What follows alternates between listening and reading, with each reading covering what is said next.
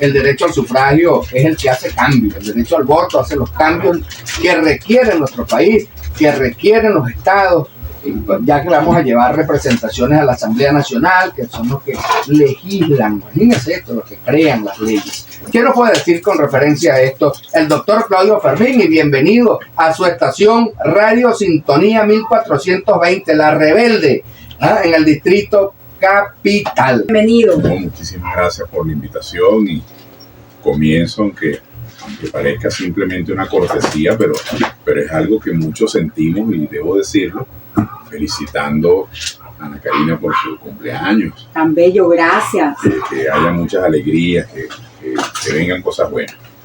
Mire, yo creo, Jordan, que tú has mencionado una palabra que quizás sea, desde mi perspectiva, la clave para entender por qué yo me encuentro entre quienes promuevo el voto, entre quienes creo que votar es un acto positivo, un acto eficiente, productivo. Tú mencionaste la palabra representación. ¿Cuánta gente no conoce el problema que uno tiene como transportista? El precio de los repuestos, las dificultades con el combustible, el problema con los talleres y cómo ya un transportista no puede mantener a veces el mantenimiento de su unidad. Es decir, nosotros quisiéramos, digo, en nombre de los transportistas, si yo fuese transportista, yo quisiera que alguien que conoce mi problemática, que sabe lo difícil que es mantener un jeep, una buseta rodando noche y día para brindar un servicio, que alguien me represente, es decir, que alguien hable por mí. O si yo fuese un comerciante y yo tuviese un restaurante, una tasca, un lavado y engrase, cualquier tipo de comercio, y yo quisiera alguien que conozca mis problemas, que sepa lo difícil que es tener que pagar una nómina, pagar unos servicios, pagar un alquiler, pagar unos impuestos y encima de eso tener que competir con muchos otros comercios como yo. Es decir, que tengo que tratar de mantener los precios lo más bajos posible si quiero mantener la clientela, pero tengo que pagar una nómina todos los viernes, tengo que pagar servicios, tengo que pagar impuestos, pero a veces no recibo agua o me cortan la luz o no me recoge la basura el municipio o me cobra un exceso. Es una cosa voraz lo que cobran los municipios en impuestos al sector de comercio. Bueno, si yo fuese comerciante, a mí me gustaría tener a alguien que hablase por mí en un organismo público. O si yo fuese un docente, como es el caso mío, que tenemos que dedicar horas a preparar clases, horas a buscar documentos y materiales para los estudiantes, horas a dar la clase, a corregir exámenes, bueno, y que vemos que nuestros salarios no se corresponden con ese esfuerzo. Y no solamente los salarios, sino que las instalaciones donde trabajo, entonces los baños no funcionan o no funciona el ascensor y tengo que subir 6, 7 pisos, a lo mejor un profesor tiene impedimento físico. Entonces, que cada uno de nosotros tenga una representación, que cada uno de nosotros tenga alguien que está familiarizado con el problema que uno padece en un organismo público tomando una decisión.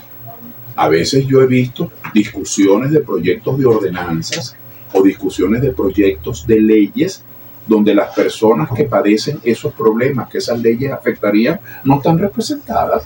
Es decir, que en muchas ocasiones quienes están legislando, por muy buena fe que tengan, no necesariamente conocen el problema. Entonces yo invito a cada uno de los oyentes que son seguidores de este programa tan importante de ustedes, yo los invito a pensar sobre eso. Yo creo que vale la pena tener una representación. Ahora, usted tiene un abanico diverso. Usted puede analizar, mire, aquí está Juan, aquí está María Gabriela, aquí está Ramón, aquí está Francisco, aquí está Inocencia, aquí está... Y usted puede escoger su representante, o aquí no hay nadie que me interprete. ¿Tú sabes a qué se ha reducido todo? Y por eso es que yo soy un crítico de la confrontación extrema, del sectarismo. Todo se ha reducido a que este es del gobierno o este es de oposición. Este es de gobierno o este es de oposición. Y entonces vamos a ciegas, con gringos, con los ojos tapados, a votar por fulano, pues como yo soy simpatizante del presidente Maduro, del presidente Chávez, entonces voto por fulano porque es el PSUV. O como yo soy opositor, entonces voto por fulano porque es el que insulta más y el que grita más.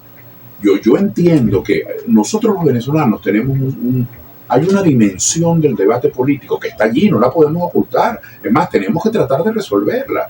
Hay una dimensión que es el debate entre quienes queremos un cambio de gobierno y quienes quieren que el gobierno continúe. Esa es una dimensión del debate. Y es una dimensión cierta, hay que prestarle atención. Entonces, la polémica gobierno-oposición, de verdad que es importante. Pero no llena todo el cuarto, toda la habitación donde se desarrolla el debate político, no la llena ese tema. Porque fíjense que en estas elecciones del 25 no vamos a escoger presidente de Venezuela. Así es. Entonces, por más que usted argumente tal o cual cosa, usted no va a cambiar el presidente en estas elecciones. Pero usted va a escoger gobernadores de estado.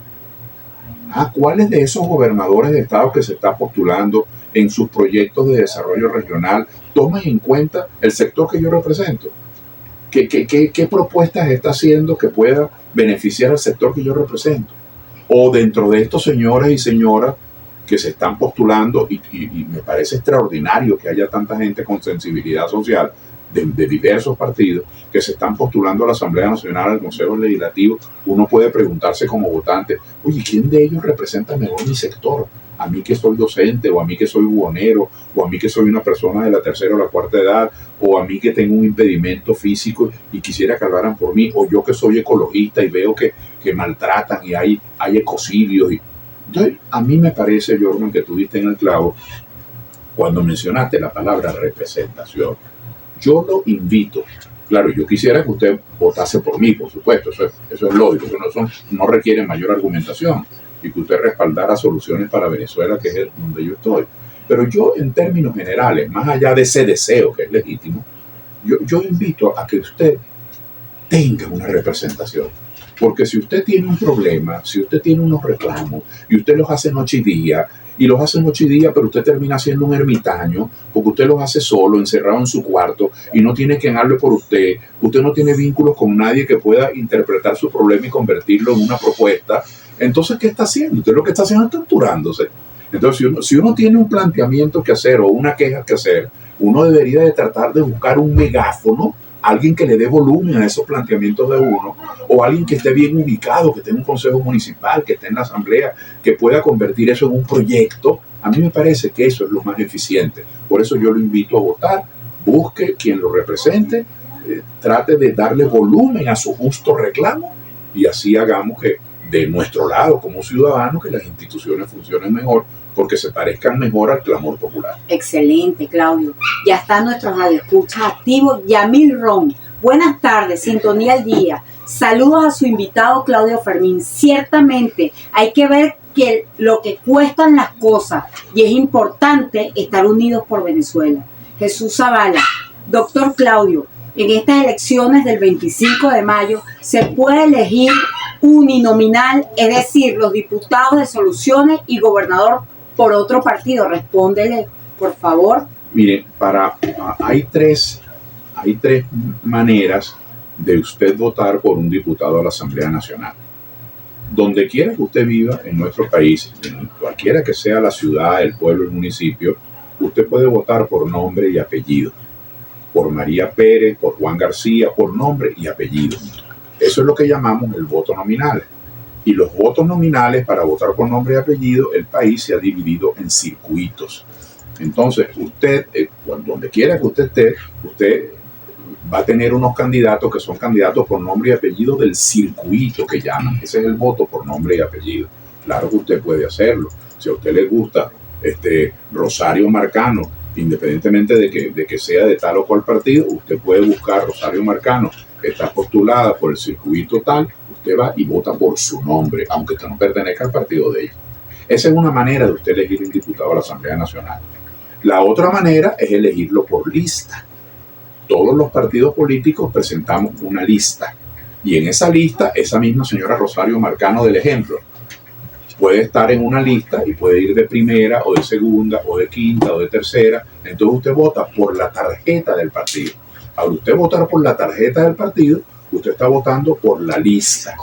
Y hay una tercera manera de elegir los diputados a la Asamblea Nacional. Yo tuve mucho que ver con ese cambio. Como yo defiendo la descentralización, siempre me ha parecido algo no era ilegal ni era inmoral, pero no me parecía correcto, no era políticamente correcto que las direcciones nacionales de los partidos, claro, porque están conscientes de los muchos años que cuesta formar un dirigente nacional. Eso tarda muchos años, toda una vida. Un dirigente nacional es una señora, es un señor que conoce todo el territorio, que conoce a la gente, que conoce los problemas, que está familiarizado con las instituciones. Es decir, es un interlocutor válido en cualquier estado. Eso es lo que llamamos genéricamente un dirigente nacional. Bueno, y esos dirigentes nacionales, como los partidos tratan de preservarlos, porque son importantes para ellos, porque representan a sus partidos, cuando iban a escoger las listas, que es el segundo mecanismo que les he dicho, entonces ponían de primero en la lista por Falcón a fulano de tal que es de la Dirección Nacional.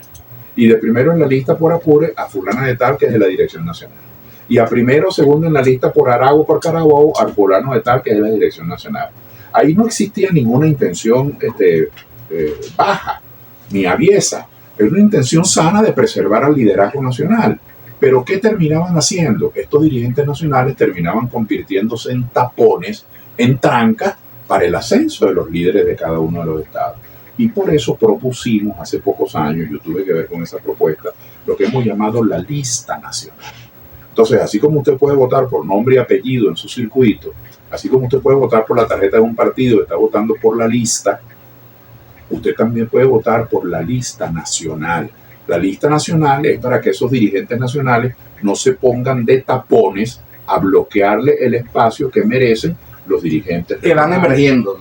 ¿Cómo se elige la lista nacional? Bueno, se suman los votos que saca un partido político en todo el país y eso compiten los partidos políticos entre sí a ver quién saca más votos en la lista nacional. Entonces, eso es más o menos la manera como se eligen hoy día los diputados a la Asamblea Nacional. Aquí estamos con el doctor Claudio Fermín y las preguntas, bueno, los radioescuchas. Ahí está Dinora, doctor, buenas tardes.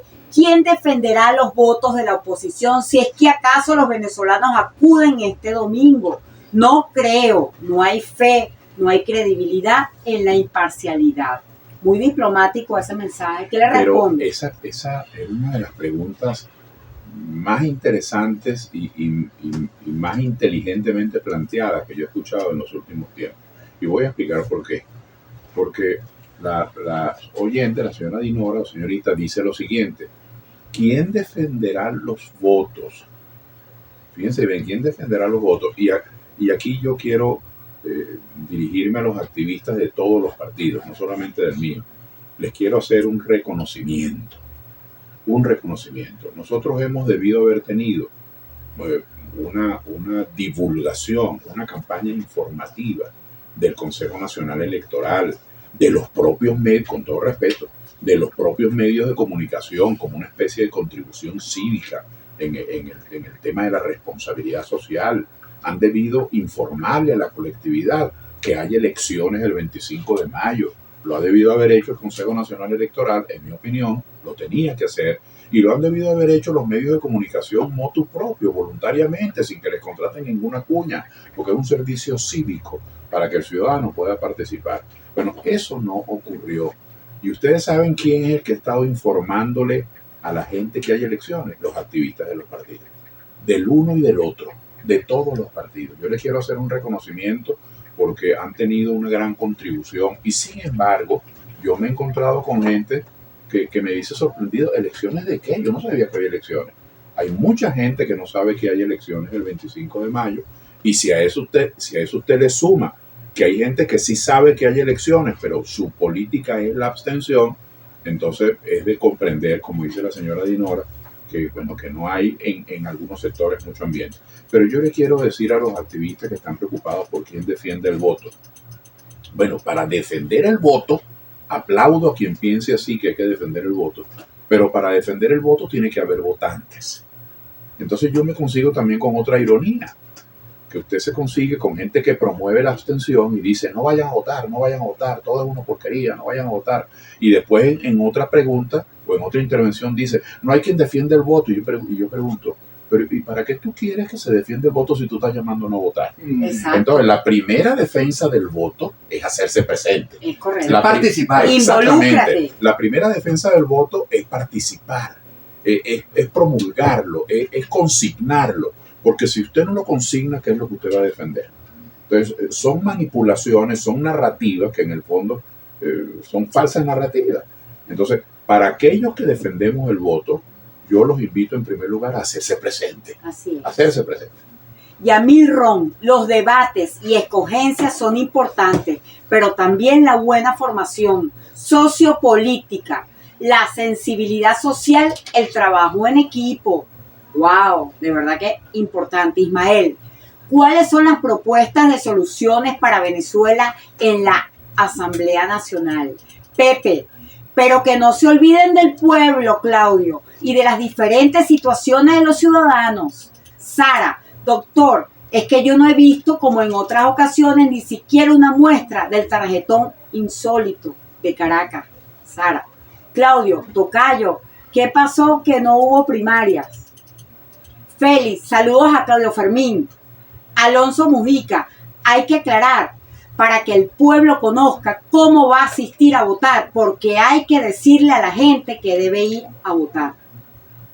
Respóndele Mira, hay a tantas todos. cosas interesantes, ¿no?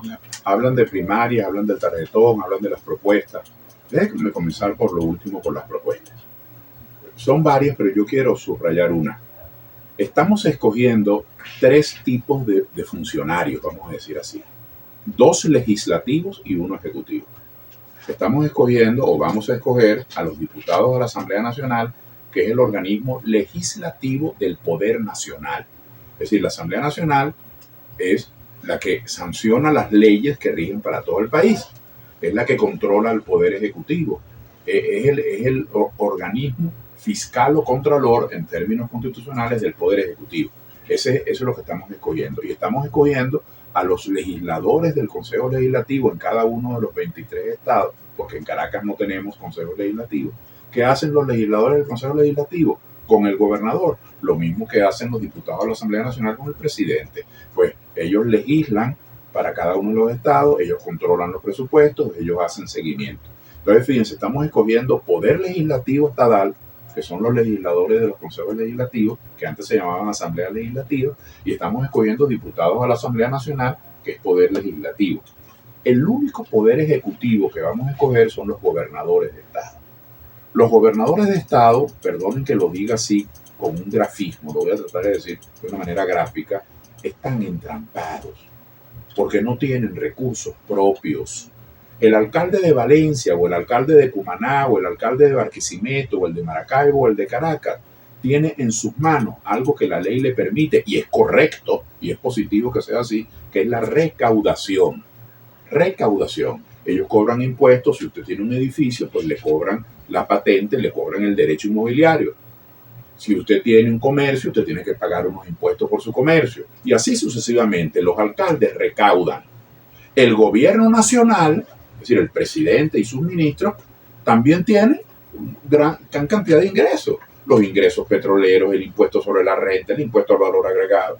Y los gobernadores que tienen, y no lo digo con lástima, lo digo protestando. Los gobernadores no tienen ningún ingreso propio. Hay unas normas que les dejan lo que podríamos llamar el repele, que si pone una multa, que si pone un peaje. Entonces usted va a gobernadores, aunque las normas dicen que solamente se puede poner un peaje a la entrada o a la salida, por ejemplo, del estado, poniendo 3 y 4 peajes, matraqueando con los peajes, pues, porque es ilegal que se pongan tantos peajes dentro de un estado. Entonces, un gobernador que tiene en sus manos, o la gobernación, para despersonalizarla, que tiene en sus manos el desarrollo regional, los servicios públicos, las estrategias generales de un estado, desarrollo turístico, desarrollo agropecuario, desarrollo industrial, ¿cómo es posible que no tengan ingresos propios? Entonces, si usted resulta ser un gobernador de un signo político distinto al del presidente en ejercicio, a usted a lo mejor no le llega real. O si usted resulta ser un gobernador medio lento, medio negligente, entonces no consigue dinero. Entonces las gobernaciones, y esto es una falla estructural del sistema político, del sistema administrativo, no tienen recursos propios. Por eso nosotros hemos planteado, desde hace mucho tiempo, algunos de nosotros, que debe existir, así como existe una hacienda nacional, unas haciendas regionales, que los gobernadores tengan recursos propios. Repito, perdonen que sea repetitivo, yo, Ana Karina, pero los municipios tienen recursos propios. El gobierno nacional tiene recursos propios, pero las gobernaciones están en el sándwich, están en la mitad, no tienen nada. Entonces viven de lo que se les asigna. Eso no puede continuar, porque el perjudicado es el ciudadano. Un ciudadano, cuando tiene un gobernador, quiere que el gobernador le responda. Un barrio, una comunidad quiere que el gobernador les cumpla, que le construya la vialidad, que les arregle el problema de la luz, que le arregle los servicios, que lo dote de agua, que dote el hospital. Pero el gobernador está de manos atadas, está dependiendo solo de los situados. Entonces nosotros, Soluciones para Venezuela, y yo en particular, he dicho en estos breves días de campaña que vamos a trabajar. Esto es una proposición a favor de todos, no va en contra de nadie, es a favor de todos. Vamos a trabajar para que las gobernaciones tengan recursos propios. Y una manera práctica de que tengan recursos propios, yo he propuesto, y lo explicaré en la Asamblea Nacional si llego a ser electo, que el impuesto al valor agregado que hoy se paga en Venezuela se quede en los estados, que no venga a nivel nacional. ¿Por qué tiene que venir eso al Ministerio de Hacienda? ¿Para qué? Para después devolvérselo en el situado mucho. No. ¿Qué es el impuesto al valor agregado? El impuesto al valor agregado es un impuesto que se cobra en todas las cadenas del circuito económico. Usted extrae, usted comercia, usted almacena, usted transporte, usted vende o usted consume. Cualquiera de estas actividades paga impuesto al valor agregado. Bueno, todo eso ocurre en un pueblo. El IVA, el popular IVA. El IVA. Eso no ocurre en el aire, Jordan. El impuesto, el hecho de que usted venda, o que usted compre, o que usted transporte, o que usted almacene, o que usted comercie, o que usted industrialice, o que usted... Eso no ocurre en el aire, eso ocurre en un escenario local, que es un municipio, una parroquia, un estado. Lo que yo propongo es que ese espacio donde el IVA se genera y se produce, que allí se quede el IVA, que se quede en el estado. De esa manera, cualquiera que sea el gobernador, quien quiera que sea el gobernador, hoy puede ser ADECO, mañana de Soluciones, después el PCV, después puede ser independiente. Eso ya depende de nosotros los ciudadanos. Pero no importa quién sea el gobernador, que el estado Carabobo, el estado Sur, el estado Nueva Esparta, el estado Barinas, el estado Miranda, siempre sepa el estado que tiene una base mínima de ingresos. ¿Cómo se calcula el IVA? Bueno, en base a las actividades económicas de un estado, en base a la población. Nosotros sabemos que hay estados turísticos como Mérida y Nueva Esparta, que tienen desarrollo inmobiliario, que tienen desarrollo de transporte. Sabemos que hay estados industriales, sabemos que hay estados agropecuarios, sabemos que hay estados fronterizos. Bueno, cada estado tiene una base económica y eso mínima. Y eso le permite ir calculando el IVA como una base. No es que el Estado se va a conformar con eso, ni va a renunciar al situado. No. A todas las 24 entidades federales y a los 335 municipios les toca su pedazo de la torta, es decir, su situado. No vamos a renunciar a eso, pero no podemos depender solo de eso. Entonces, una de las propuestas que llevo a la Asamblea Nacional es buscar de una manera profesional, de una manera positiva, darle a cada una de las regiones una base de ingresos mínima que no dependa de su color político, que no dependa de quién ganó, de quién perdió, sino que depende simplemente de las actividades económicas que tiene el Estado y se traduce en el IVA.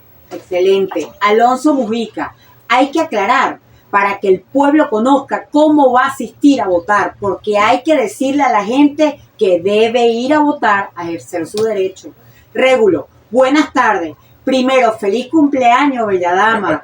Doctor, el CNE instaló 422 ferias electorales en todo el país. Su ubicación exacta sigue siendo confusa. Yo vivo en Caracas y aún no sé dónde están esas mesas. Es importante porque total de 285 diputadas y diputados a la Asamblea Nacional, 24 gobernadoras y gobernadores, 260 legisladoras. Alonso Mujica, ¿qué opina Chevron y los ingresos que entran? Tengo entendido que entran para el Banco Central, la mitad va para el Estado y la otra mitad para la empresa privada. Y si no hay divisas, se dispara. Me preocupa la reforma. ¿Qué piensan? Es que el abanico de interés es amplísimo, ¿no? Mire, yo no quiero tener una voz aquí sombría, ni una voz que transmita pesimismo cuando estamos tan solo a 72 horas de las elecciones. Yo estoy invitando a votar, yo estoy llamando a votar, yo estoy llamando a buscar un representante, a tener representación. Y estoy llamando a que todo el mundo participe, no solamente el que quisiera votar por quienes yo simpatizo, por quienes yo represento, porque yo creo que la comunidad la integramos todos. Ignorar la manera que el otro piensa, eso es engañarse. Tenemos que saber cómo piensa el país. Entonces yo invito a que todo el mundo manifieste su manera de pensar para que podamos sentarnos y ponernos de acuerdo. Ahora, lamentablemente no ha habido, lamentablemente, una campaña de divulgación ni de parte del organismo que tenía que hacerlo, el Consejo Electoral, ni de parte, con todo respeto, de los medios de comunicación que en un acto de responsabilidad social han podido tener esas iniciativas también. Y quienes lo han hecho son los activistas de los partidos. Pero los activistas de los partidos, en este momento de antipolítica, en este momento de crisis económica devastadora, que a veces los activistas de los partidos, el partido que sea, no tienen ni para el pasaje, hacen un gran sacrificio. Bueno, el radio de acción de los activistas de los partidos es limitado. Son sus compañeros de tertulia los que comparten sus ideas y así van divulgando eso. Entonces, la verdad es que hay poco conocimiento, pero usted, donde usted vota, donde usted ha votado siempre, aunque no haya habido este mecanismo de información, donde usted ha votado siempre, yo estoy casi seguro, 99%, que allí está usted inscrito. Entonces vaya a su centro de votación donde usted ha votado siempre, que estoy absolutamente seguro, a menos que sea un caso excepcional, que usted va a aparecer allí y ejerza su derecho al voto. Así es. Alonso Mujica, yo no estoy de acuerdo con esas sanciones que perjudican al pueblo, porque mientras menos divisas se dispara el dólar y así no es posible vivir ni que el país pueda crecer. Raúl B., desde la AN se puede frenar. Mire, qué importante el planteamiento del señor Alonso Mujica sobre las sanciones que perjudican al pueblo. Yo quisiera plantearlo de la siguiente manera. Todos tenemos derecho a la salud. Yo creo que eso es lógico, ¿verdad? Que tengamos derecho a la salud. Artículo 83 y 84. Todos tenemos derecho al trabajo. Eso es lógico, ¿verdad? Derecho a la salud, derecho al trabajo. Bueno, yo quiero decirles que en Venezuela, hasta el año 47, eso no era así. Porque el mapa de los derechos, esa filosofía de los derechos la heredamos de la Revolución Francesa. Y los derechos por mucho tiempo eran derechos individuales. El derecho a la vida, el derecho a la libertad. Entonces eran derechos que iban ligados al individuo. Pero luego, con el transcurso de los años, y en Venezuela ocurrió con la Constitución de 1947, en el gobierno llamado la Junta Revolucionaria de Gobierno de Rómulo Betancourt, se decretó una nueva Constitución. Y en esa nueva Constitución de 1947 se introdujo la figura de los derechos sociales. Ya los derechos no pasaron a ser solo individuales, el derecho a la vida o el derecho a la libertad, sino que todos teníamos, por el solo hecho de ser seres humanos, derecho a asuntos sociales colectivos, derecho a la salud, derecho a la educación, derecho al trabajo. Es decir, fueron derechos colectivos, derechos sociales. Eso es muy importante, pero es que hay otra cosa más. Los pueblos, ya no solamente nosotros como ciudadanos que tenemos derecho al trabajo, al empleo, a la salud, a la educación, sino que vamos más allá. Los pueblos tenemos derecho al libre comercio, tenemos libertad de comercio. La libertad de comercio es un derecho humano. Imagínense qué le pasaría a los colombianos si se unieran 6, 7, 10 potencias y les prohibieran, esas 10 potencias se pusieran de acuerdo para no comprarle café a los colombianos, para prohibir que ellos produzcan café.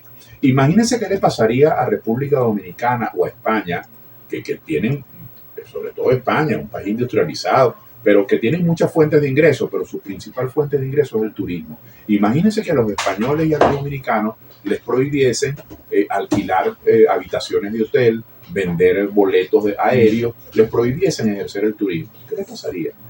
Mire, usted va aquí en Chacao, donde queda esta emisora, o en La Candelaria, o en Barquisimeto, o en la Avenida Las Delicias en Maracay, o en cualquier ciudad del país, en Cumaná, Usted va a cualquier familia, un grupito se pone de acuerdo y va a cenar y a lo mejor alguien pide un vinito chileno, un vinito argentino. Los hay baratos y los hay muy caros, pero los hay también que cualquier familia, si se pone de acuerdo, hace una vaca y se puede tomar un vinito chileno, un vinito argentino. Eso es aquí en Venezuela, eso es en Italia, eso es en Dinamarca, eso es en París, eso es en los Estados Unidos, vino chileno y argentino. ¿Qué le pasaría a Chile y Argentina si se pusieran de acuerdo 6, 7 países y les prohibieran la venta del vino, de la industria vinícola, de la que comen millones y millones de personas y que allí es donde les ingresan sus divisas?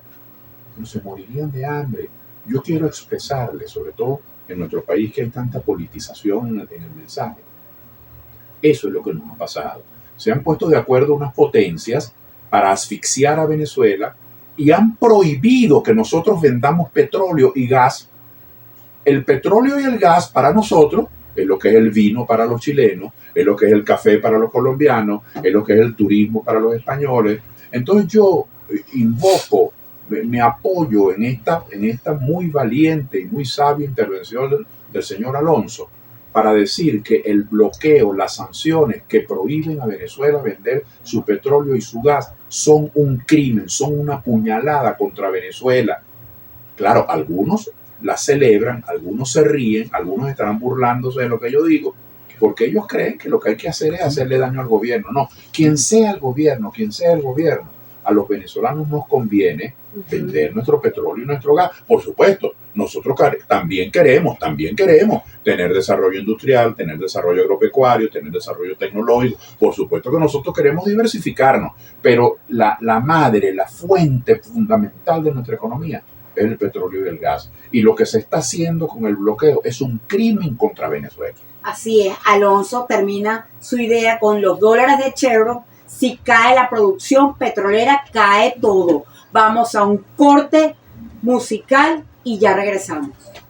Y retomamos nuestro programa Sintonía al Día por Radio Sintonía 1420 AM en el Distrito Capital. Bueno, muchas preguntas al aire. Los radioescuchas están interactuando bárbaramente. Amiga y compañera licenciada Ana Karina Estopiñán.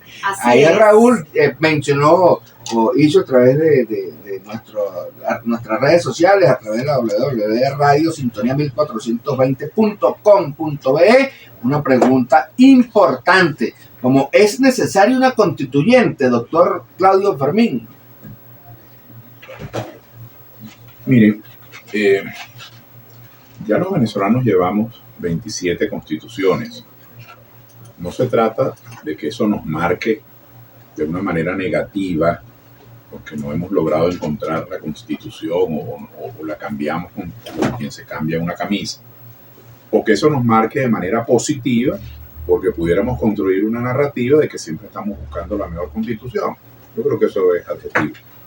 De lo que se trata es que hay en nosotros una tendencia política a resolver siempre los asuntos que tengamos, políticos, económicos, administrativos, en un tono de todo o nada. Hay un elemento, lo voy a simplificar, es un atrevimiento simplificarlo así, pero tenemos son pocos minutos en la radio, que en vez de ir escogiendo, en vez de ir seleccionando los puntos neurálgicos, así como en un organismo un médico dice, un dermatólogo, aquí hay una verruga, aquí hay una cicatriz, o aquí hay una llaga, vamos a resolverlo. Usted no va a aplicar la medicina a todo el organismo, sino donde tiene la lesión. Bueno, lo mismo deberíamos hacer en materia política. Pero hemos ido heredando culturalmente una narrativa de todo o nada, que las cosas hay que cambiarlas todas, de raíz y completamente, porque si no el cambio no vale la pena. Si no, cualquier cambio puntual se considera un cambio, se considera una especie de maquillaje. Y luego el desarrollo de los medios de comunicación, el desarrollo tecnológico que ha sido tan positivo para la humanidad, las redes que han sido un elemento de democratización de la información, de libre acceso a la información, el desarrollo tecnológico en general, pero también el mundo mediático favorece la narrativa de todo o nada. La narrativa, esa narrativa compacta, que ofrece soluciones mágicas, es mucho más fácil de vender que un tipo fastidioso que se ponga a dar una explicación, que hay que dar 37 pasos. Bueno, lo cambian de canal de televisión cuando va por el segundo paso. Entonces, estas explicaciones de la constituyente, no es que una asamblea constituyente haga daño. No, eso no es ningún pecado ni es ilegal. Sino que nosotros, esta constitución que tenemos, la constitución de 1999, como lo era la de 1961, como lo era la de 1947, excelentes cuerpos constitucionales. Bueno, pero lo que tenemos que detectar, después de 26 años de vigencia de esta constitución, van 26 años. Después de un cuarto de siglo de vigencia de la constitución, Venezuela no es la misma hoy que hace 26 años. Es decir, cuando los constituyentistas de 1999 nos ocupamos de esa constitución, el país no tenía millones de personas emigrados como tiene hoy. El país no tenía la crisis económica que tiene hoy. El país no tenía los niveles de confrontación político que tiene hoy. El país era el tercer exportador de petróleo en los Estados Unidos. Hoy está bloqueado con los Estados Unidos. Para poner cosas concretas, es decir, el país no es el mismo. Entonces, si el país cambió, si la sociedad cambió, es lógico que el elemento, la normativa constitucional que se elaboró para aquel país no puede servirle a este país. Entonces, yo sí creo que hay reformas concretas, reformas puntuales que hacen falta. Yo mencioné una, la de los ingresos de las gobernaciones. Las gobernaciones están huérfanas de ingresos. No digo los gobernadores, las gobernaciones. No importa que el gobernador sea de Eco, Copellano, Masista, Mepista, de Soluciones, Independiente, Negro, Blanco, el Magallanes, los Cardenales de Lara, el Caracas. Eso es adjetivo. Las gobernaciones hoy no tienen fondos propios. Eso tiene que ser resuelto. Ahora, para eso no es necesario una constituyente. Con una reforma puntual es más que suficiente. Yo pongo eso como un ejemplo. Bueno, voy a poner otro ejemplo que tiene que ver con las preguntas del primer segmento. El Consejo Nacional Electoral. Todos queremos un mejor Consejo Nacional Electoral. ¿Usted sabe qué establece la Constitución con el CNE? Que los rectores del CNE tienen que ser prácticamente químicamente puros, que no pueden tener militancia política ni simpatía política. Bueno, eso se puede intentar, colocando allí a rectores independientes, pero no es verdad, esa no es la verdad. La verdad es que los rectores que han llegado allí, por lo contrario, han llegado por sus méritos partidistas. Uno por ser representantes del PSV, otro por ser representantes de la oposición. Es decir, que todos están violando la Constitución, se han puesto de acuerdo para violarla. ¿Qué quiere decir? ¿Que son todos unos delincuentes? No, lo que quiere decir es que ya esa normativa constitucional no refleja la realidad, está en el aire. Bueno, para eso hay que hacer una reforma puntual. Mi opinión es que no es necesario una constituyente para modificar, por ejemplo, esa normativa absurda, fantasmagórica, de creer que se pueden encontrar rectores químicamente puros. Hay otras maneras de legislar. Por ejemplo, ¿cómo era antes? Bueno, antes, dependiendo de los resultados electorales, cada partido que obtenía más del 5% del total de los votos tenía derecho a un representante en el Consejo Electoral. Y los que no obtenían el 5% se reunían y tenían derecho a un representante de las minorías. Eso es mucho más equitativo que eso de fingir que hay rectores químicamente puros y luego mentiras. Entonces, tanto para eso como para la materia de los fondos financieros para las gobernaciones, yo soy partidario de hacer reformas puntuales y concretas, porque la Constitución tiene decenas de artículos extraordinariamente positivos. Entonces, ¿para qué los vamos a tocar? Pero hay gente que prefiere plantear la constituyente porque desde el punto de vista mediático, desde el punto de vista de la narrativa, se beneficia de ser el que está planteando todo o nada.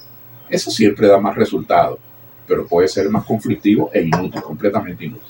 Bueno, nuestro teleprompter, el doctor Claudio colapsado, ¿no? Así es. Alonso Mujica está, pero en sintonía y total. Elvira, el doctor, ¿usted conoce el proyecto de nuevos cambios que quieren hacerle a nuestra Constitución?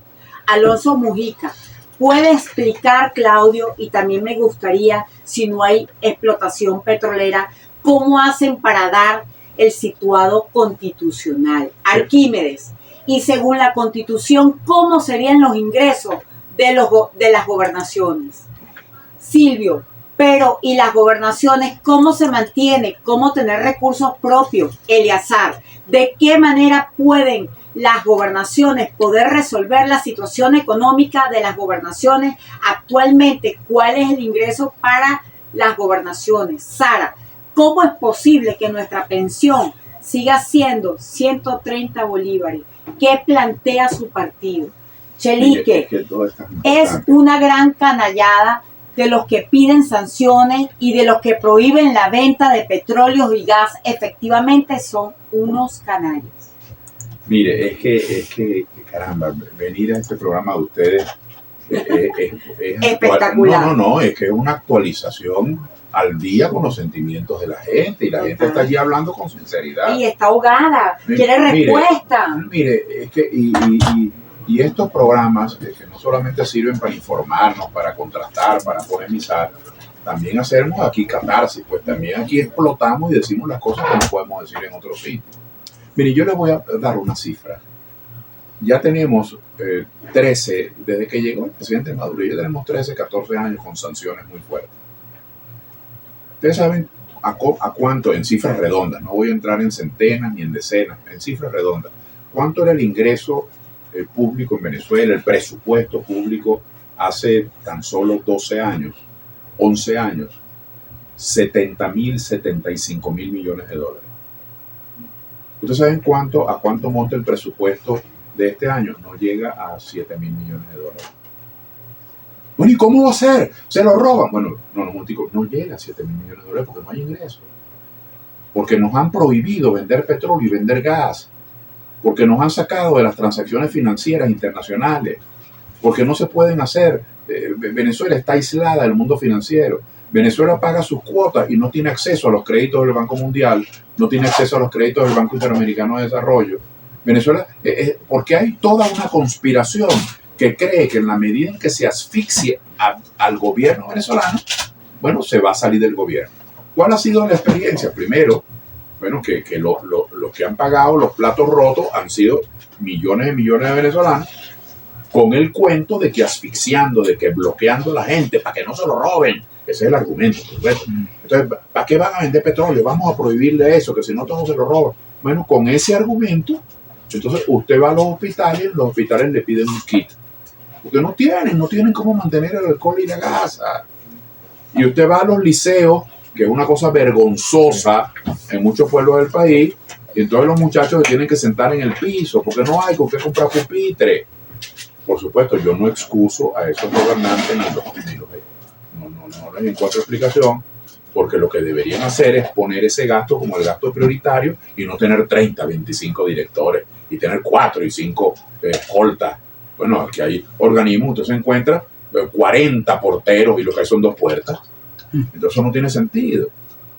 Entonces, mire, no cabe duda que el bloqueo, lo que dice el señor Alonso, no es posible el situado. Si no hay venta de petróleo, si no hay venta de gas, no hay situado. Por eso es que es un círculo vicioso. Y no solamente eso, si no hay venta de petróleo y no hay venta de gas, no tenemos el excedente para financiar la industria, para financiar el turismo, es decir, para diversificar la economía. Porque nosotros no queremos depender del petróleo y del gas. Pero para nosotros poder abrirle puertas al turismo, a la industria, a la artesanía, a otras ramas de la economía, lo tenemos que apalancar con el dinero del petróleo y del gas, que es nuestra fuerza. Mire, usted va a un banco, yo le voy a echar un cuento. Cuando yo tenía 18 y 19 años, mi generación, iba a los bancos, éramos estudiantes en la universidad, y pedíamos un pagaré. Un pagaré es un préstamo personal, te daban un pagaré por 10.000 bolívares, ponle tú. Y tú lo tenías que pagar cada 3 meses. Cuando ibas a pagar la cuarta cuota, es decir, el cuarto trimestre, tú en vez de pagarlo completo, tú renovabas el pagaré. Entonces, hubo generaciones que vivíamos de utilizar el crédito bancario, de pedir prestado, y así nos financiamos los estudios, y así nos casamos, y así compramos el primer carro usado. Hoy ni los bancos funcionan. Esas son las críticas que le hacemos al gobierno. Y aquí tenemos en línea Antonio Jesús Ecarri Rodríguez, abogado del Partido Unión Nacional Electoral y Derecha Democrática Popular, candidato a gobernador del estado Carabobo. Bienvenido, Antonio. Bueno, muchas gracias por esa antesala constante que veía mi analítica. Y bueno, feliz cumpleaños, porque sí que está cumpliendo unas primaveras. Tan bello, gracias. ¿Cuál es tu mensaje y cuál es tu propuesta en resumida para el Estado Carabobo? Bueno, mi mensaje es que la ruta correcta tiene que ser la participación en este 25 de mayo. Es importante, imperativo, primordial que todos los carabobeños salgan a votar. Siempre lo he dicho, el cambio, para que pueda existir un cambio, tienes que cambiar tú primero. Y ese cambio, pues, no puede ser reaccionario y mucho menos contestatario ante lo que es la democracia del país, lo que son las democracias del mundo. Y es para eso que eso luchamos bastante, ante muchas dictaduras desde el año 48. Estuvimos peleando por el voto de la mujer, por el voto de universal y secreto. Entonces, en este plan, un siglo XXI, retroceder a votar creo que es la decisión más desacertada que puede tener cualquier individuo, porque todo se debe a la renovación del cambio, la renovación gubernamental parte de ahí de la elección popular.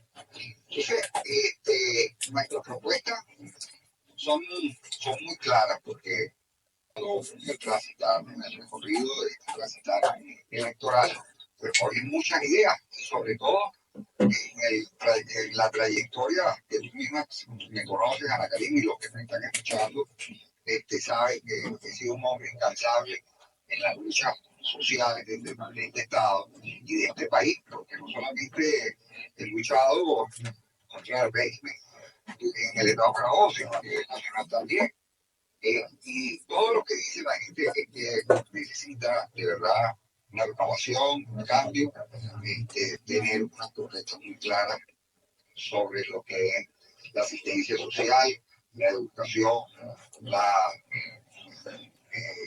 calidad de vida de cada uno de nosotros y que se consoliden muchos barrios, ya no están consolidados 8 años gubernamentales, pues no ha sido de verdad eficaz para que los carabobeños tengan la calidad de vida que nos merecemos. Cada día vamos a un precipicio económico, un precipicio electoral, un precipicio Amigo Antonio, de todos los sectores. amigo Antonio, por aquí, bueno, uno como moderador del programa Sintonía al Día por Radio Sintonía 1420 AM, el abogado Jorman Chirino, ¿no? Hoy con grandes invitados, como el amigo Antonio, que tenemos en línea, vía telefónica, Antonio Carre, candidato a la gobernación, el doctor Claudio Fermín, que se encuentra en nuestra cabina. Antonio, saluda a Claudio Fermín, que lo tenemos aquí en vivo.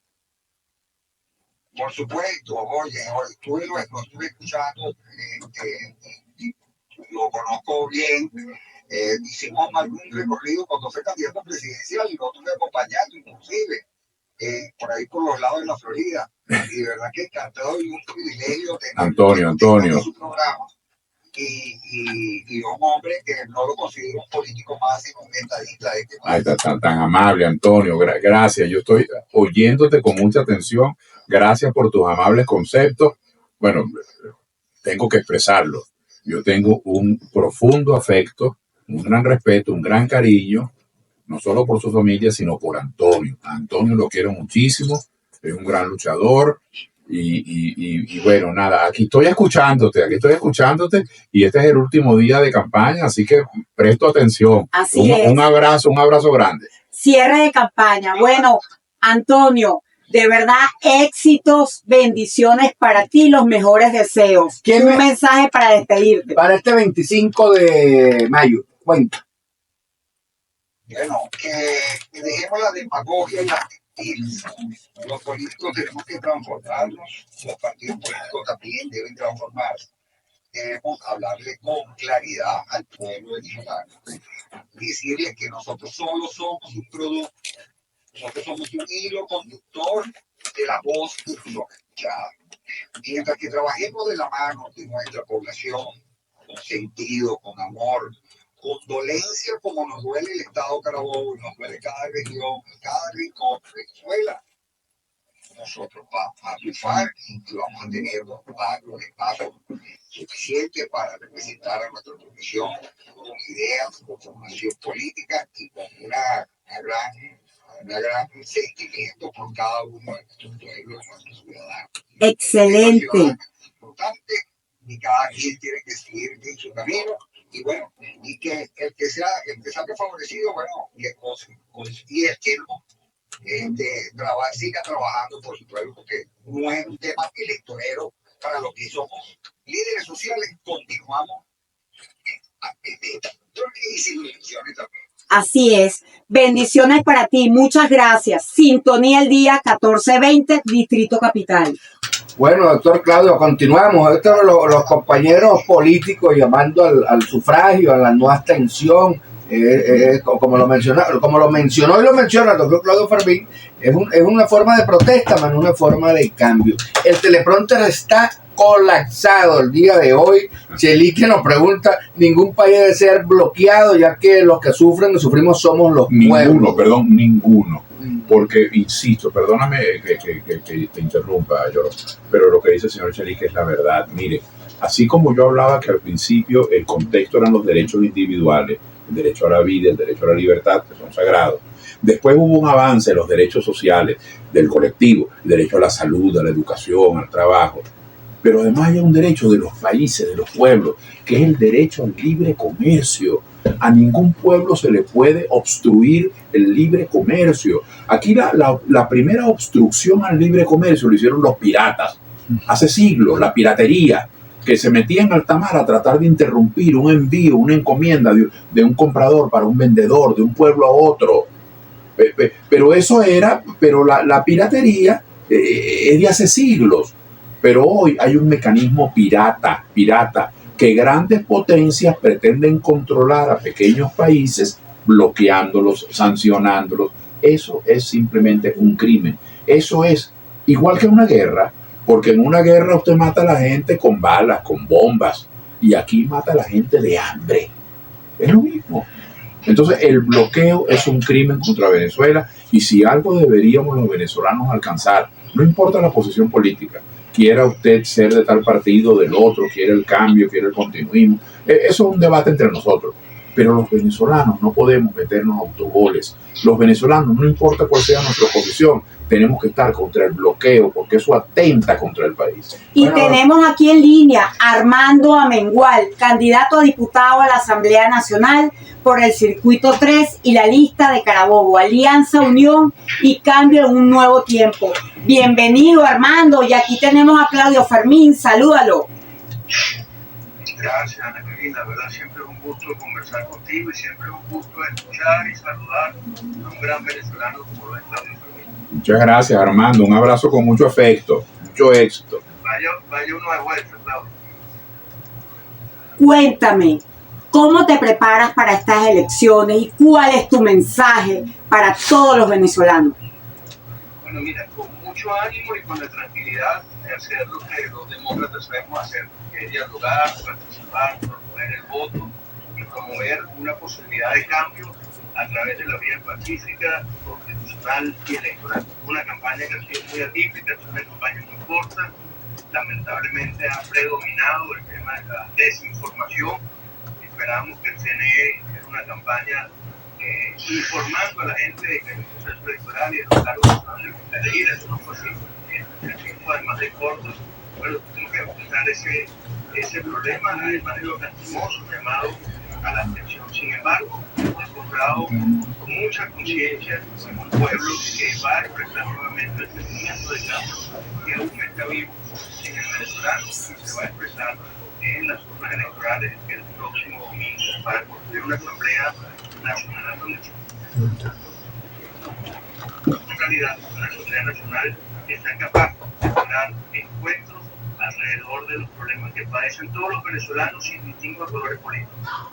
Excelente. Su llamado es entonces para este 25 de mayo a ejercer el derecho al sufragio, compañero. Nuestro llamado a participar, a reivindicar el sentimiento de cambio del 28 de julio, que se vuelve a expresar el 25 de mayo, y que no dejemos de perder de vista de que el camino electoral siempre va a ser el camino de la paz y el camino de la posibilidad de un cambio real. Todo lo demás son cantos de sirena, y quiero aprovechar en esto coincidir con el doctor Claudio Fermín, de que nosotros siempre nos hemos desmarcado de los caminos violentos, de los caminos de los atajos. La vía electoral es la única posibilidad para garantizar la paz y construir un cambio posible en Venezuela. Así es. Bueno, Armando Amengual, un privilegio tenerte en esta plataforma comunicacional. Éxito y bendiciones para ti. Bueno, doctor. Gracias, Ana Karina, por la oportunidad. Abrazo para todos. Gracias. Bueno, el doctor Claudio, el teleprompter colapsado y muchas personalidades políticas llamando al sufragio, no a la abstención, como lo mencionamos la semana pasada y lo menciona y lo mantiene.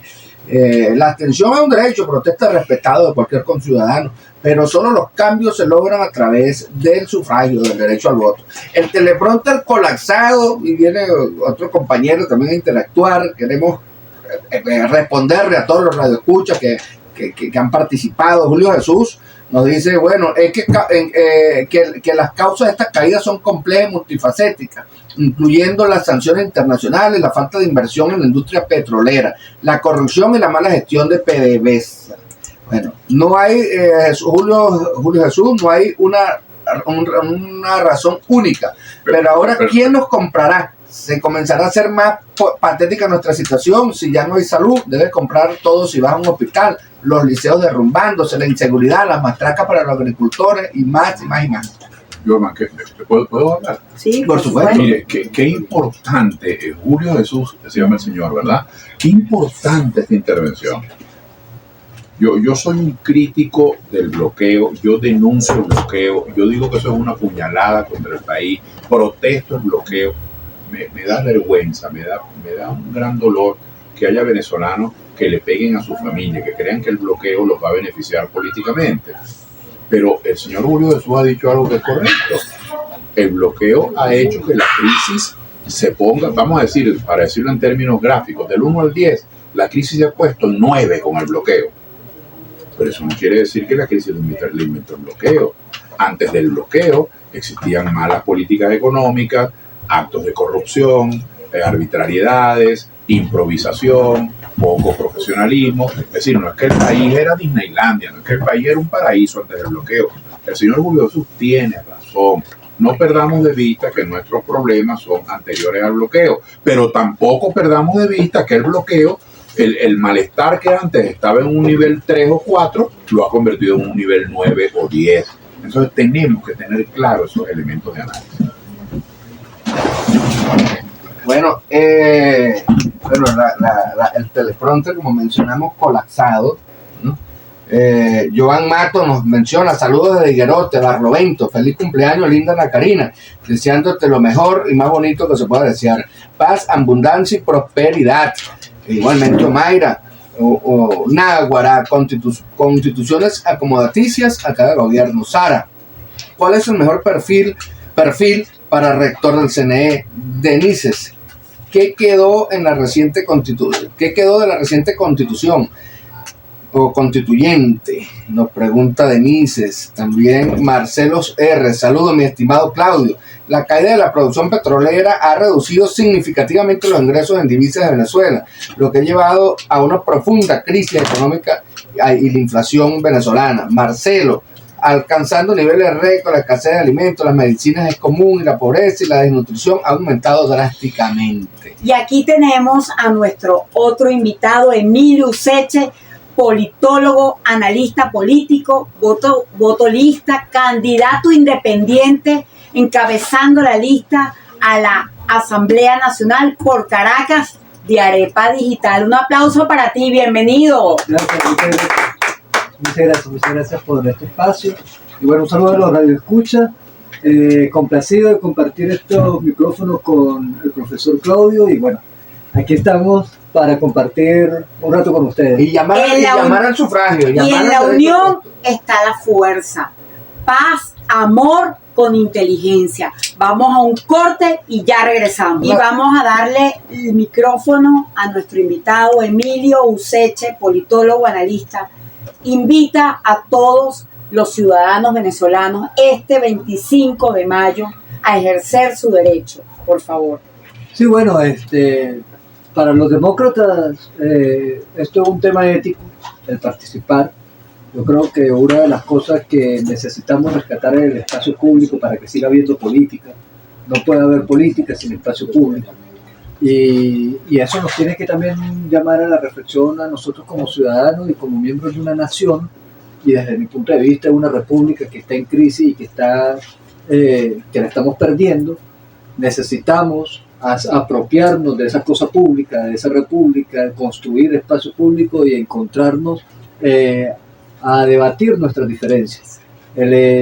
Ha sido una campaña bastante compleja, precisamente porque hay intereses para que el espacio de lo público se pierda, para que ciudadanos comprometidos con este país, ciudadanos comprometidos con la síntesis, con el diálogo y con el debate y la construcción y la propuesta de ideas, pues se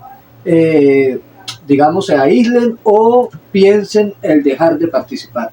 Y eso hay que reconocer que hay todo un laboratorio, que hay toda una maquinaria para desestimar el voto, para desestimar la participación. Sin embargo, también es justo reconocer que hay esfuerzos como los nuestros, que estamos presentando nuestra propuesta y nuestros rostros al escrutinio público y estamos convocando en un momento bastante difícil del país a la gente a seguir participando como un hecho ético, porque aquí no se trata de que si en una oportunidad me sirve ir a participar y en otras no.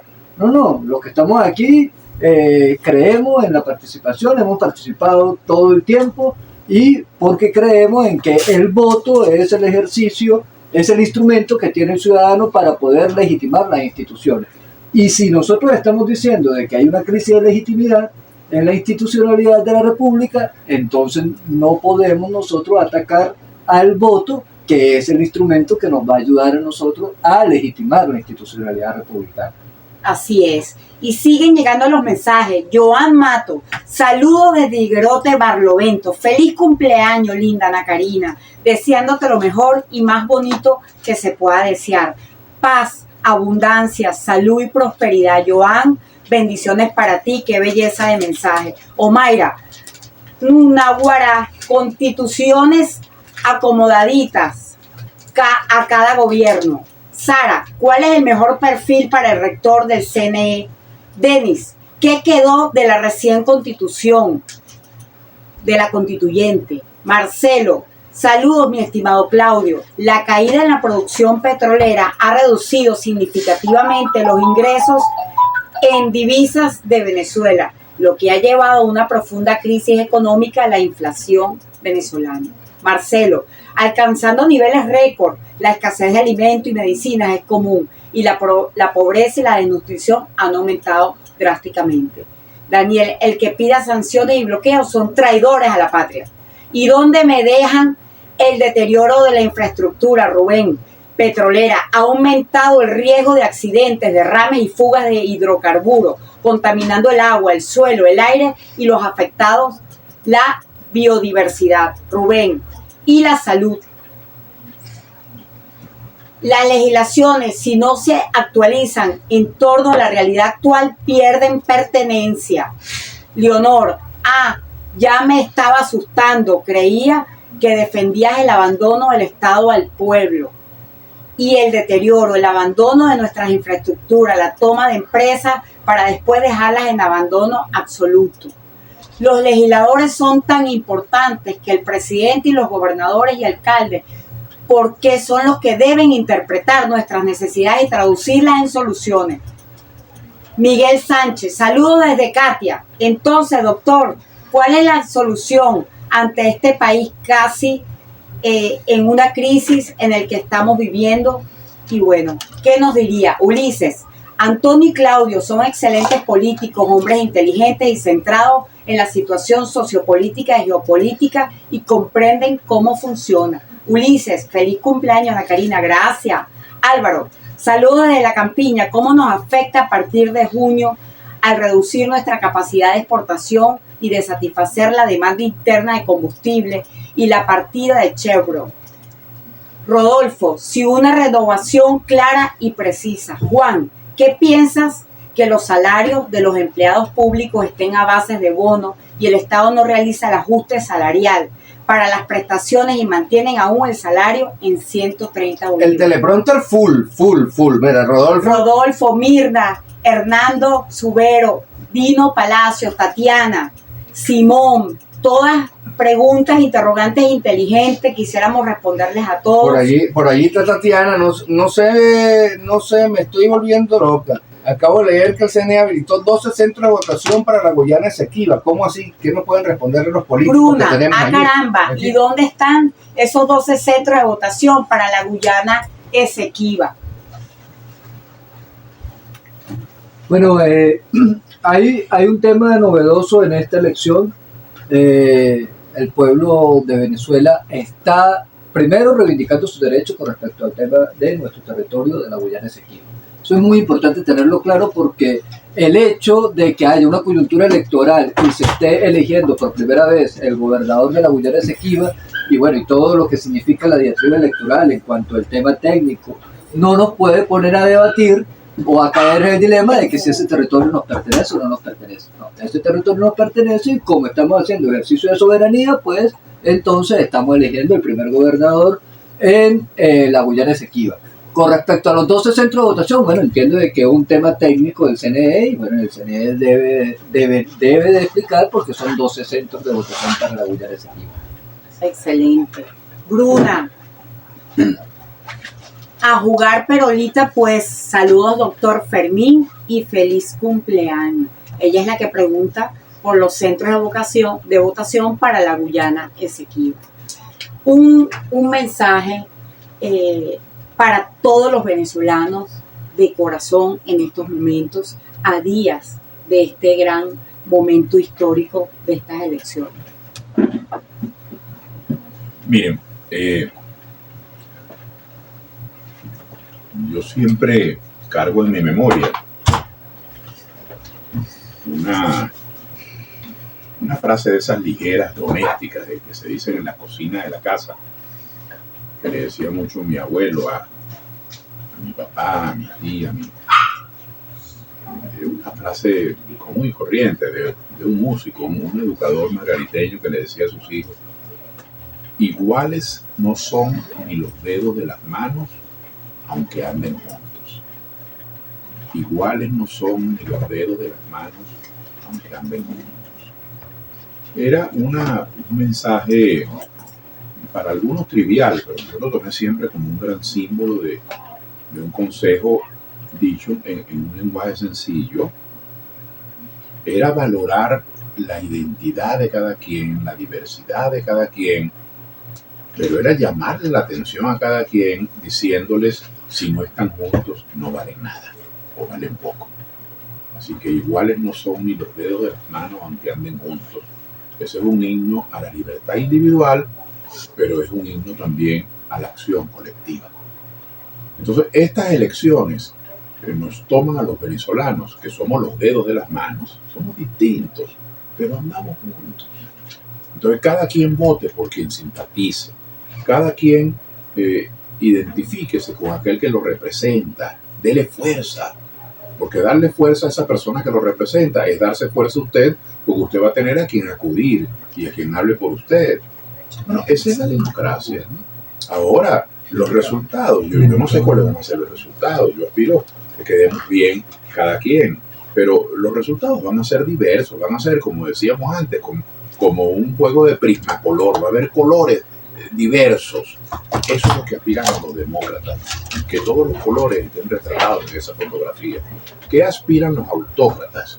Que solo haya de su color, que no haya más nadie. Entonces yo hago votos, como decía Emilio, yo hago votos por una Asamblea Nacional que recoja el sentimiento nacional. ¿Cuál es el sentimiento nacional? Usted se para en una venta de empanadas, en un kiosco, a comprar una papita frita o en una arepera. ¿Qué es lo que usted encuentra? 7, 8, 9 personas que aún estando descontentas, piensan distinto. Piensan distinto. Bueno, eso tiene que ser recogido en la asamblea política. Y esa diversidad, lo inteligente no es que cada quien, a juro, mantenga sus diferencias con los otros 7 u 8. Lo inteligente es ver cómo esa diversidad encuentra un punto común, es decir, cómo esos dedos de las manos que son distintos pueden actuar conjuntamente y darle fuerza a la mano. ¿Qué hacemos los venezolanos? Por eso es que yo siempre llamo al consenso, yo siempre llamo al entendimiento, yo siempre llamo a los acuerdos, yo siempre llamo a las aproximaciones. No me avergüenza en absoluto. Alguna gente ha querido hacerme avergonzar porque yo llamo acuerdos, porque para alguna gente acordarse con otro es una herejía, es una traición. Es decir, para alguna gente lo sublime es no entenderse nunca con nadie, sino con el que está de acuerdo con uno. Bueno, me parece eso una aberración. Entonces, los pueblos somos pueblos complejos. Venezuela pasa el momento más crítico de su historia, el momento de 500 años, el momento más crítico desde el punto de vista económico es este. Y desde el punto de vista político, después que nos independizamos, desde nuestros viejos, nuestros abuelos, nuestros bisabuelos, que eran los de León, los de Cádiz, los de Aragón, esos eran los abuelos nuestros. Y después que nos destetamos y nos independizamos de ellos, nunca habíamos tenido un conflicto político tan serio como el que estamos teniendo hoy, con el bloqueo y con todas estas cosas. Entonces yo hago un llamado respetuoso a que tratemos de darle importancia a estas elecciones. Con estas elecciones no vamos a resolver el problema de Venezuela en un 100%, no vamos a convertir la noche en día, no, ni vamos a convertir el hambre en riqueza, eso no es verdad. Pero con estas elecciones podemos avanzar en el entendimiento, podemos avanzar en hacer un inventario de nuestras prioridades, podemos avanzar en ponernos de acuerdo en un plan común, en un programa mínimo, podemos avanzar en darnos la mano todos contra el bloqueo, que es una puñalada contra Venezuela. Es decir, yo creo que hay cosas en las que podemos avanzar y podemos avanzar en la convivencia. Mire, nosotros hemos estado estos 25 años tan distraídos en atacarnos los unos a los otros, que le hemos quitado la mirada al mingo, le quitamos la mirada a la bola, a lo esencial, le quitamos la mirada a la educación, a la salud, a la producción agropecuaria, a la producción petrolera, y nos concentramos durante 25 años en demostrar que la culpa la tenía el otro. Eso es infantilismo político, ya basta de eso. Siempre el otro tiene algo de culpa y uno también, pero cambiemos el tablero. Ese no es el tablero. El tablero no es quien tiene la culpa, que alguien la tiene, por supuesto. El tablero es qué podemos hacer todos para ver cómo salimos de este hoyo. Ese es mi punto de vista. Emilio Useche, ¿cuáles son sus propuestas como candidato a diputado de nuestra Asamblea Nacional? Bueno, fíjense, los que me conocen saben que yo he sido un estudioso de la migración. Hice un estudio etnográfico recorriendo toda Sudamérica, investigando la migración venezolana, entrevistando migrantes y a nacionales. Personalmente, esto es un tema que además profesionalmente lo manejo y es necesario atender. No solamente yo no tomo la migración como la han tomado la mayoría de quienes hacen su opinión con respecto al caso, que lo hacen desde un punto de vista mediático.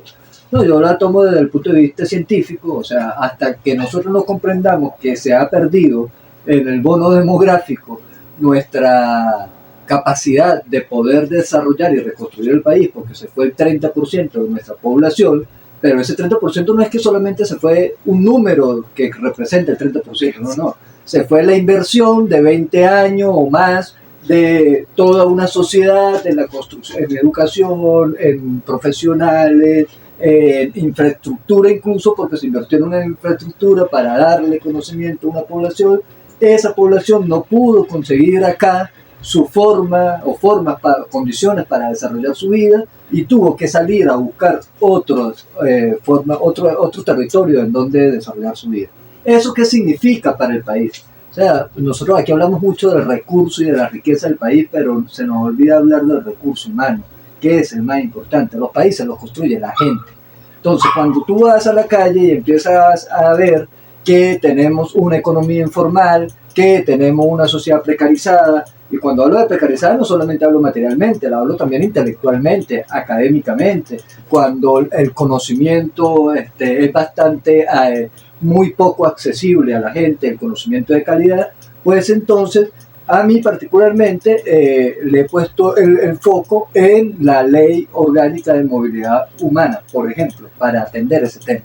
Pero además también hay otro tema que en el caso particular de Caracas hemos venido discutiendo con algunos compañeros, que es, hay un anhelo de los caraqueños, que es que, que la parroquia Sucre se convierta en municipio. Okay. ¿Qué sucede?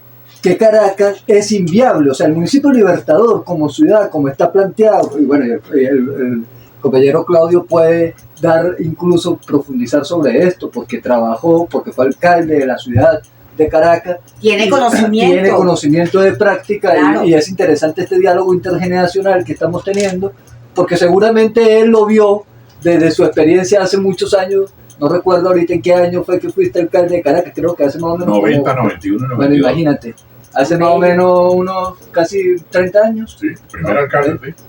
Bueno, sí, primer alcalde. Rompió esquema. Entonces, después de que pase ese tiempo, pasado ese tiempo, entonces hay otra voz diciendo Caracas es inviable como ciudad en este momento. Y por eso es que de ahí para acá todas las gestiones municipales y las gestiones desde el Estado han sido insuficientes. Okay. Y han sido insuficientes porque no nos hemos pensado otra ciudad. Entonces, una convocatoria que estamos aprovechando esta campaña, que ha sido bastante difícil con todos estos condicionamientos, y como sabemos que desde la autocracia están generando condiciones para que estas voces no se escuchen, nosotros hemos ido al encuentro con la gente y hemos generado espacios para repensarnos la ciudad. Y entonces nos estamos planteando esta pregunta: ¿es viable Caracas como ciudad en estas condiciones? Nosotros creemos que no, y entonces esa tesis de que creemos que no nos lleva entonces a replantearnos la ciudad, a preguntarnos otra cosa, a preguntarnos el tema de la municipalidad, a preguntarnos el tema, por ejemplo, de qué pasó con las juntas parroquiales. ¿Sirvió para algo que hayamos eliminado las juntas parroquiales? Creemos que no. Excelente. Bueno, quisiéramos quedarnos aquí toda la tarde con estos políticos que están empapados, que les duele nuestro país y que están sumándole a nuestra querida Venezuela. Bendiciones para todos, gracias por todos esos mensajes. Invito a mi radio escucha, no crean que los mensajes que no se leyeron no van a ser respondidos. Ya todos hicimos una grabación, se lo vamos a pasar a Claudio Fermín y aquí a mi compañero para que ellos vayan respondiendo esos mensajes, y nos vemos el próximo jueves de 3 a 4 de la tarde.